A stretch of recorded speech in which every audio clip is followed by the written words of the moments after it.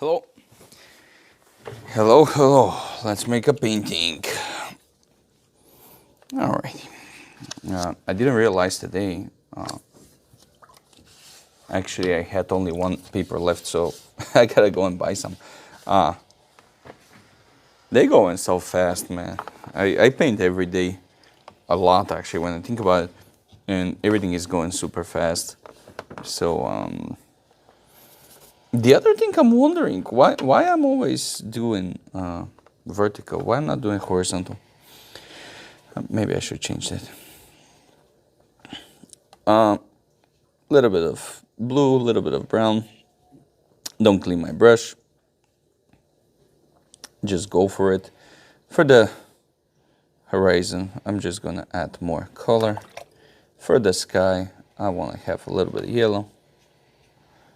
And just put it up here. I didn't even clean my brush that well, so it's kind of greenish. Very simple. I believe I said I wanna do more simple things, more mysterious. But I do want to simplify my artwork a little bit, at least for now. And it's depend how I feel. Today I'm pretty calm down.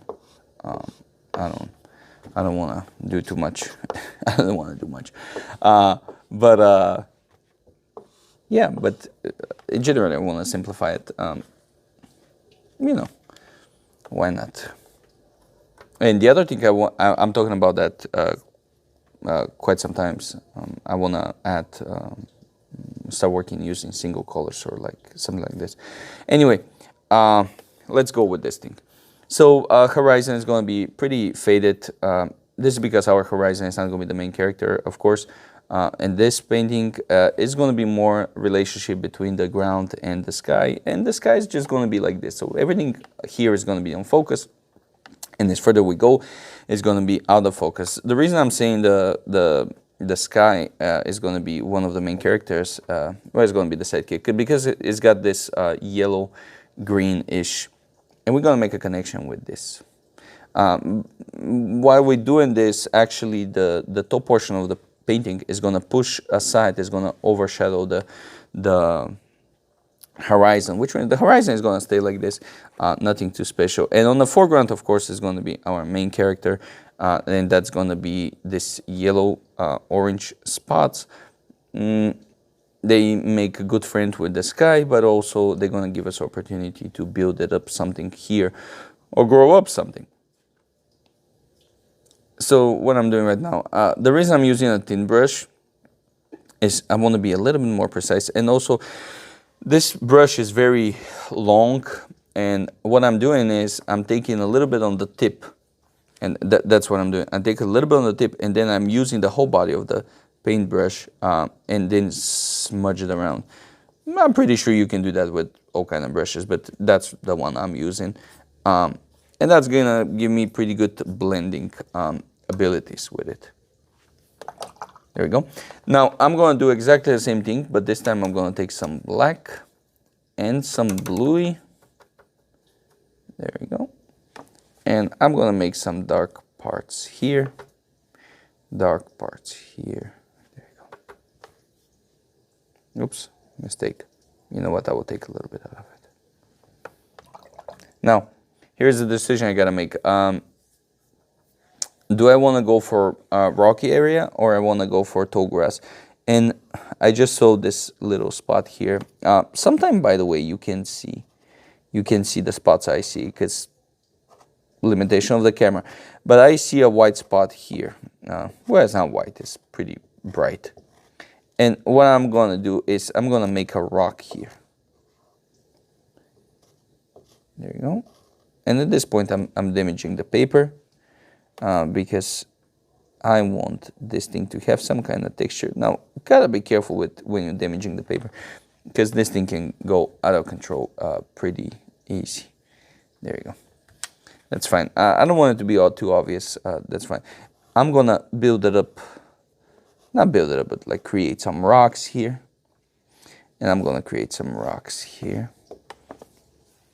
And maybe a little bit of it here. There we go. Now I'm gonna take some of the brownish and emphasize a little bit more here. Only where is the rocks.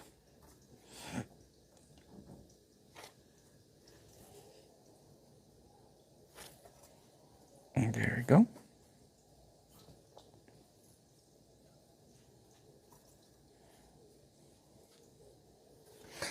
Awesome. Now we're going to take some gold green. And that gold green is going to be very good complement to that. Now this time I'm going to take the whole brush. And what I'm going to do is I'm going to use the whole body. And I already put paint in the whole body. And that's going to help me make a very, very distinguished line. What a distinguished line. You remember that meme. That's what we're doing here. And that's our preparation to grow up some tall grass. There we go.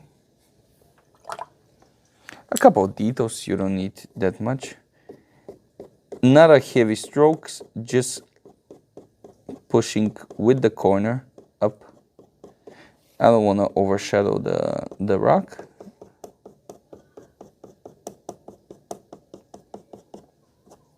Here, heavy strokes, very snappy. So we can show the grass, how it's look like in close up. Here, I can afford to do that a couple of times. And here, only once or twice. Very simple, very simple. Now, the question is, do I want to put something red? Which one I want, because, boom. Not much.